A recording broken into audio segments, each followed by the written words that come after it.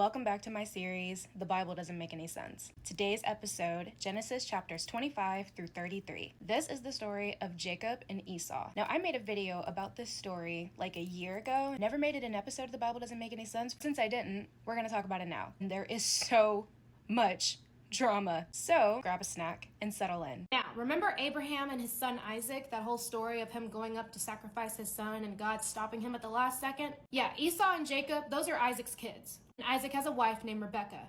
Isaac and Rebekah both had favorites when it came to Esau and Jacob. Esau was Isaac's favorite and Jacob was Rebekah's favorite. And remember that Jacob and Esau are twins. Esau was the oldest. He came out first and he was covered in hair, which is how he got his name Esau. Jacob came out not long after and he was grasping at Esau's heel, which is how he got his name, which is like a Hebrew idiom of he deceives. Now, as Jacob and Esau grew up, Esau was a skillful hunter and Jacob, he liked to stay at home. So one day when Esau comes back from hunting and Jacob is making some stew, Esau is like, hey, I'm famished. Can I have some of the stew? And Jacob's like, sure, I'll give you some stew if you give me your birthright. Esau's basically like, I'm about to die of starvation. I really don't care about my birthright right now. Jacob's like, you gotta swear it to me. And so Esau swears his birthright to Jacob and Jacob gives him the stew. A little further down the line, Isaac was getting older and he got sick and he was getting ready to die. So Isaac tells Esau to go out and hunt, make him some food before he dies, bring it to him, and then Isaac is going to bless him.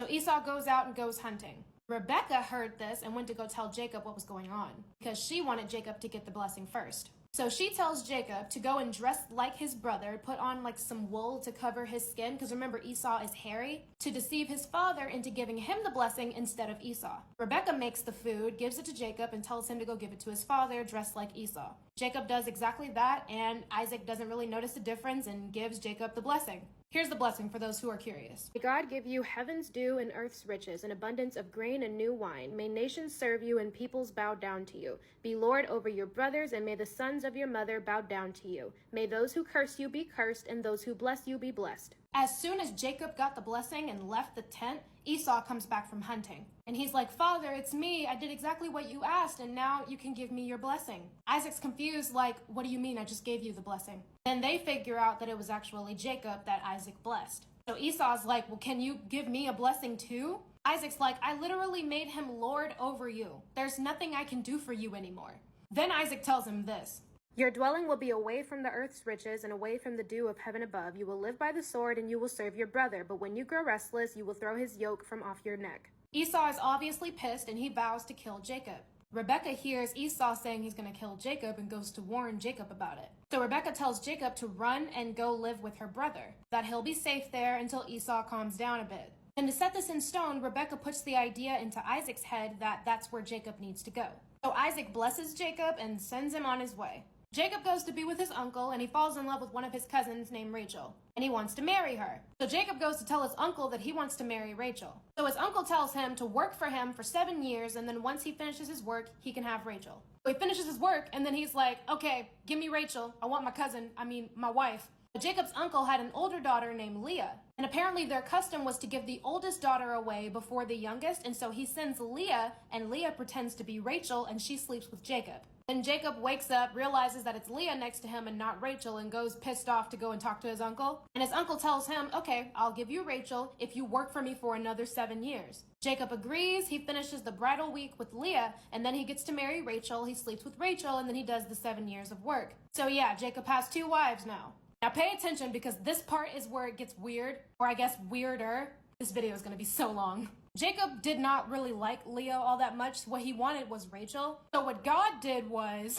he made it so that Leah would be able to conceive and Rachel wouldn't be able to conceive. During this time, she's thinking if I just give Jacob kids, maybe he'll start to like me. So Leah ends up getting pregnant 4 times, has 4 sons, and then she stopped having kids. And Rachel hasn't given him any kids yet because she can't. So Rachel gives Jacob her servant, and the servant has 2 kids by Jacob.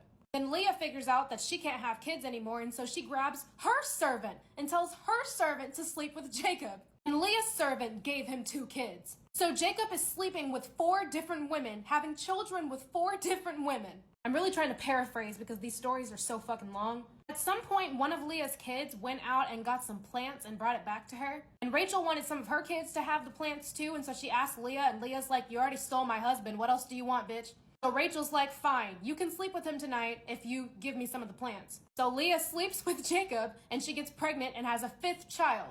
Then Leah conceived 2 more times and the last child was a daughter. Then God remembered Rachel and finally allowed her to conceive. She gave birth to a son and then asked God to give her another one. After all these kids and everything happening, Jacob finally tells his uncle, I've worked for you for this many years. I have a family, multiple families. I'm ready to go back home though. But Jacob's uncle does not want him to leave yet. He's like, I've had so many blessings come to me since you got here, so name your price and I'll pay it. So Jacob and his uncle come to an agreement that any time that they're looking at the sheep and any of the sheep have speckled spots on them or whatever, those will belong to Jacob and the other ones will belong to his uncle. But what Jacob was doing on the side was picking out the healthiest sheep and making them drink this water that made them have spots all over them. So Jacob got the healthiest sheep and his uncle got the weaker ones. This man is truly living up to his name.